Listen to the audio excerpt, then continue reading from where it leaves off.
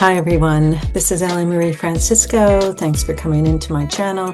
We're going to talk about the wolf moon on January 3rd. It's a super moon, full moon. It's also combined with a meteor shower. Could be a really interesting beginning, ending all at once because the meteor shower is coming from an obsolete constellation and it's mostly rock debris. So my immediate sense was that it's a really, maybe a bit of a rocky ride, as some of the things that we're leaving behind are going to be really activated or flared up. I feel like there's going to be some flare-ups during some of that time. We are going to pull some tarot cards, asking, wow, what do we need to know about the wolf moon? And of course the star pulls out. Now we are getting a lot of cosmic energy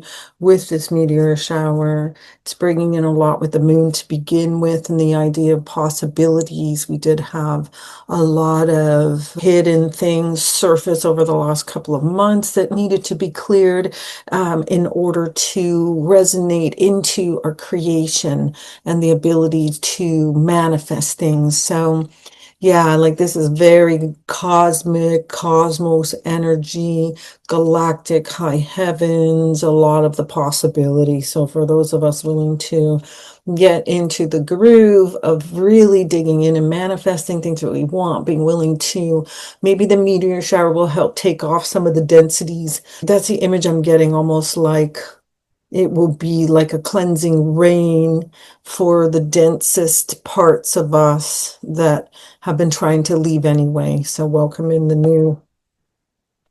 Welcome in the new. It's the first full moon of 2026.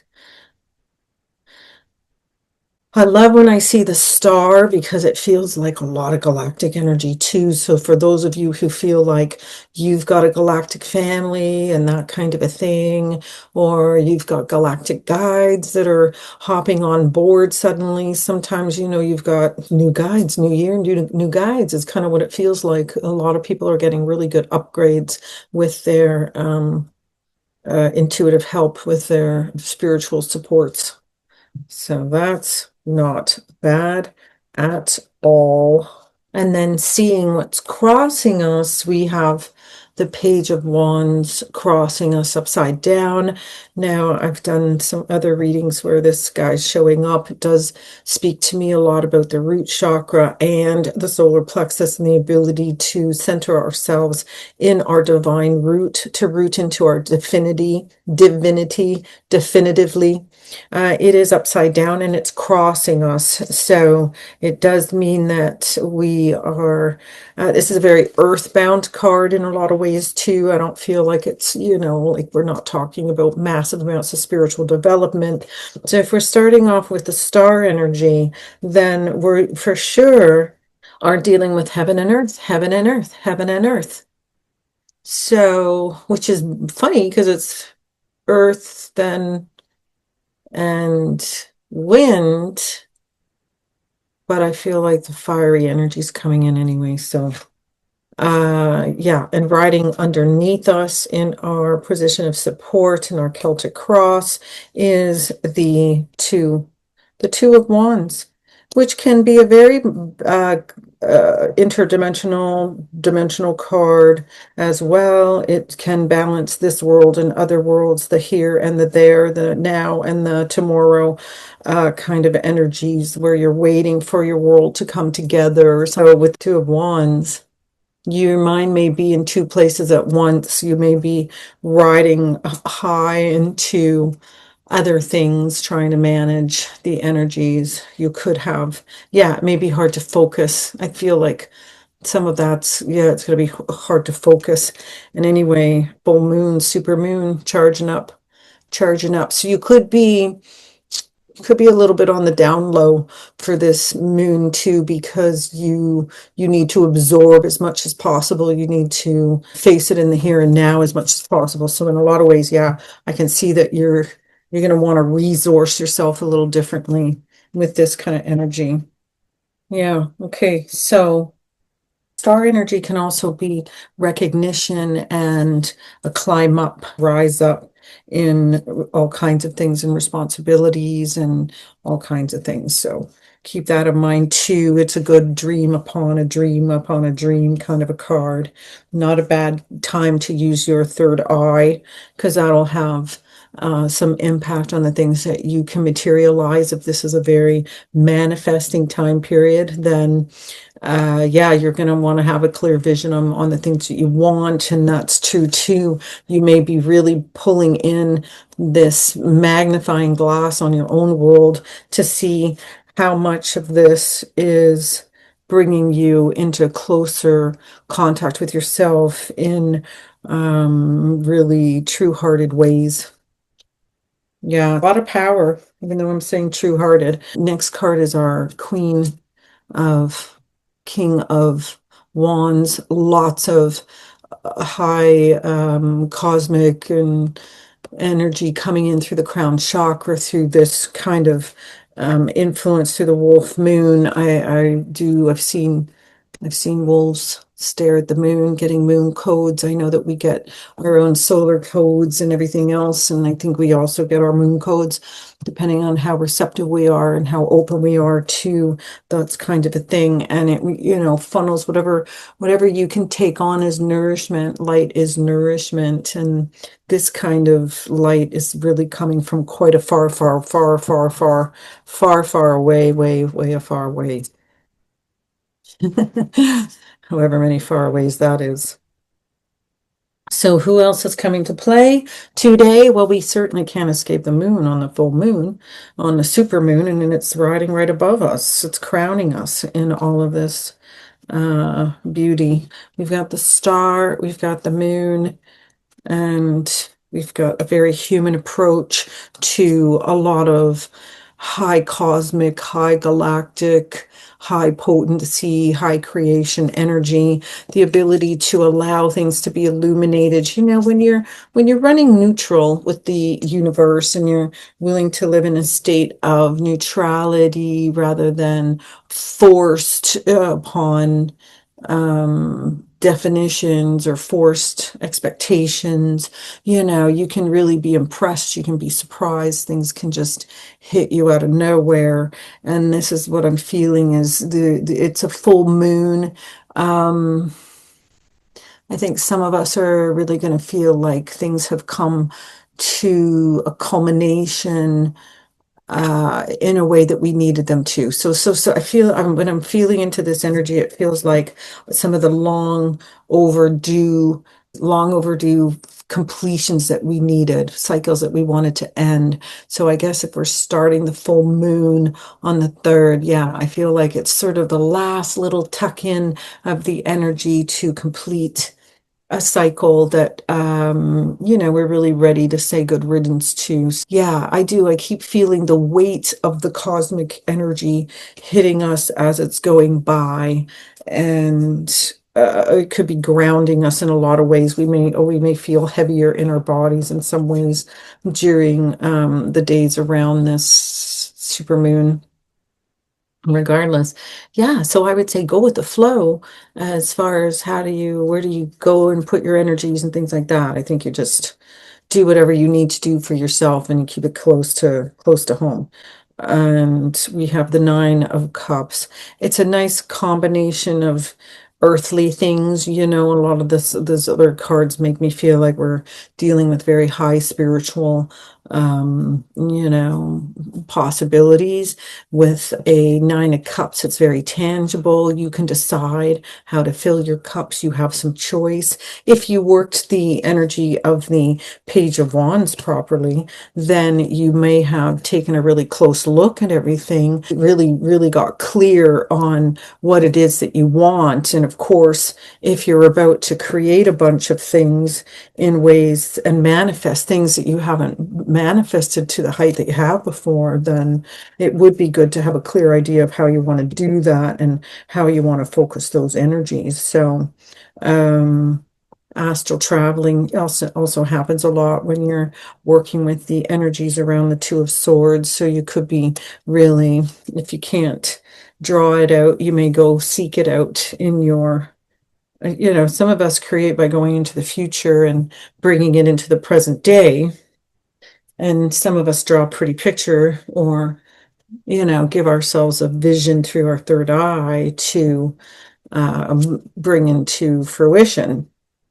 So you may be deciding how you want to multitask in the world and how you want to nourish yourself. I mean, you have to, and this is our gateway into the future. So nourishing yourself is part of the deal. It's really not all that negotiable if this is where it's hiding out in the gateway to our future. And then here we are, the chariot. The chariot's been showing up in some of my other readings around these energies in December and January 2026. And the chariot is like divine will moving through us. And, if we're receiving our information and willing to embody it like we would with the Queen King of Wands, I mean, she has no hesitation in embodying the light that comes into her through her nourishing channels, like none at all. That's a lot of power to work through to, it seems like it's affecting the Kundalini channels and some people too. We're going right through the spinal column anyway, and hovering around whatever chakras need the most attention. With the Two of Pentacles, so we've got, what is that now? We've got a Two of Wands, we've got a Two of Pentacles. So this is balancing out. You see 1, 2, okay, you got some things to come into balance. The Pentacles, we may be working with budgets and where we live and things like that. And are we comfortable? And, do we feel like we're working towards our own gain, or what are we doing? It could be, yeah, you could be reorganizing how you want to spend your money, things like that. And speaking about money, we do have a King of Pentacles here too. It's a pretty high-powered card. Sometimes that does represent father energy. So you could be clearing some kind of father energy that relates to your own self-worth. If your father didn't help you build your self-worth, then he helped you build it by default because you had to do it for yourself. And that could be some of the issues coming up as well. And it may be, I feel like it's a really good time to do soul healing work, because you'll be able to heal on different timelines, back way deep into the past and into your future possibilities and things like that, especially with that sense of the astral traveling card that this can sometimes point to.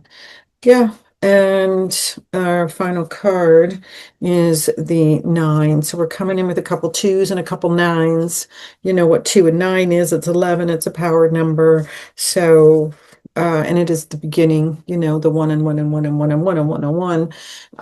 Yeah. So those are so you may be seeing some angel numbers too. Those are coming in packs of 2 right now, and duality. And of course, what is the moon too?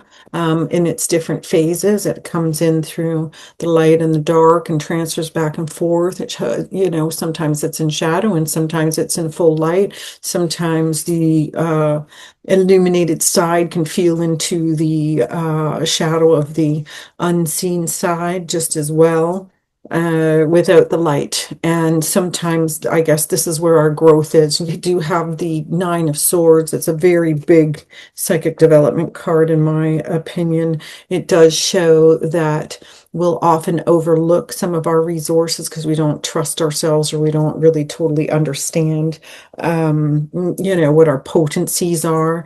And sometimes we'll just overlook the obvious. This card would kind of point to the fact that you're always creating something, whether you're aware of it, conscious of it or not, and you're resourcing yourself in ways that you can't even imagine any day of the week, whether that's because you've got high galactic cosmic help coming in through the stargates and all the rest of it, and through the galactic channels and through the astral corridors of your mind.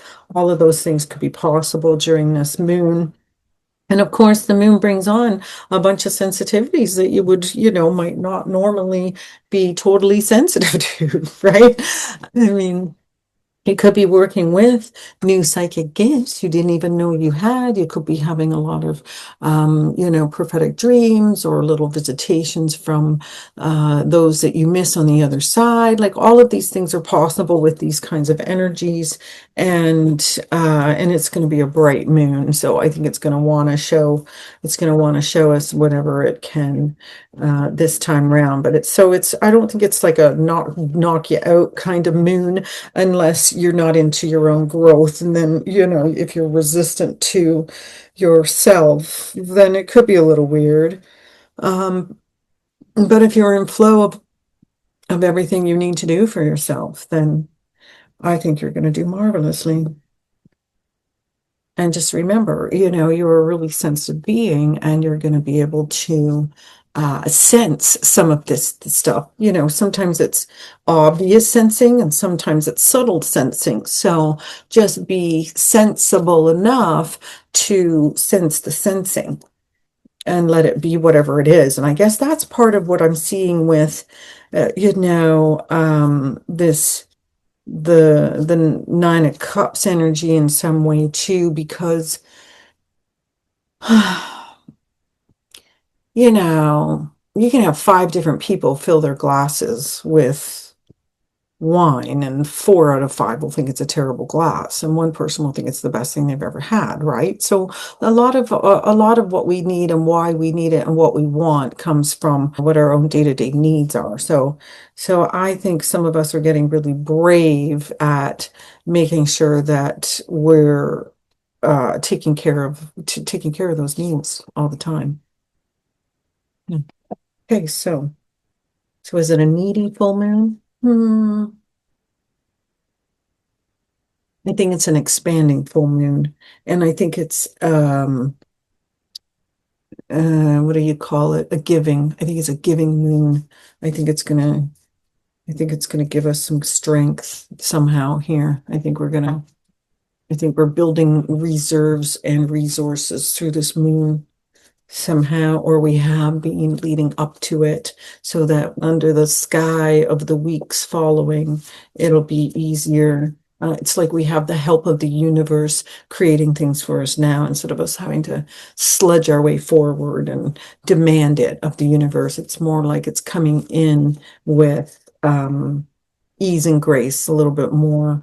That's what it feels like to me. It feels like a bit of a graceful moon, but still intense sensitivities. Yeah. And just to have one more card. Oh, wasn't that funny how sometimes the same card shows up? And this was in our gateway to the future, filling our cups.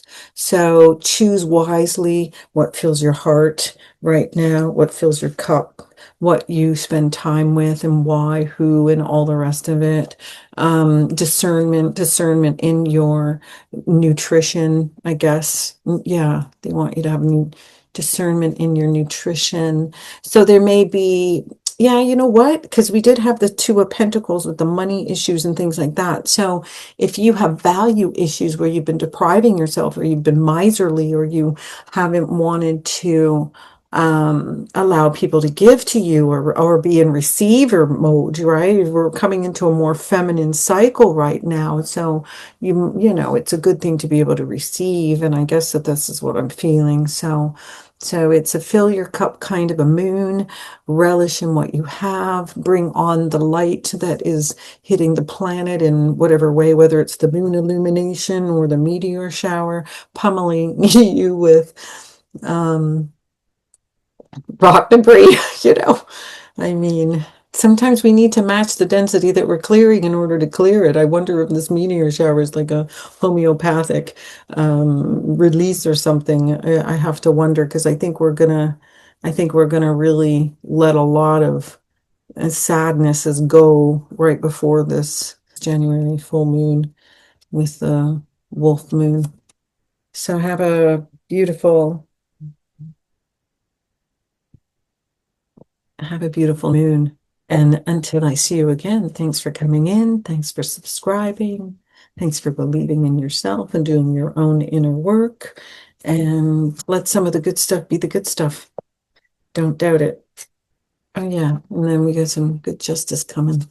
Good justice. Spiritual contracts. That's the whole point. So we're moving closer to ourselves, not further away. That's a relief, isn't it? I think that's a good sign for the new year. Happy New Year. Happy New everything. Happy. We'll see you on the new moon. You know, this is a full moon. Have a great day. Bye for now.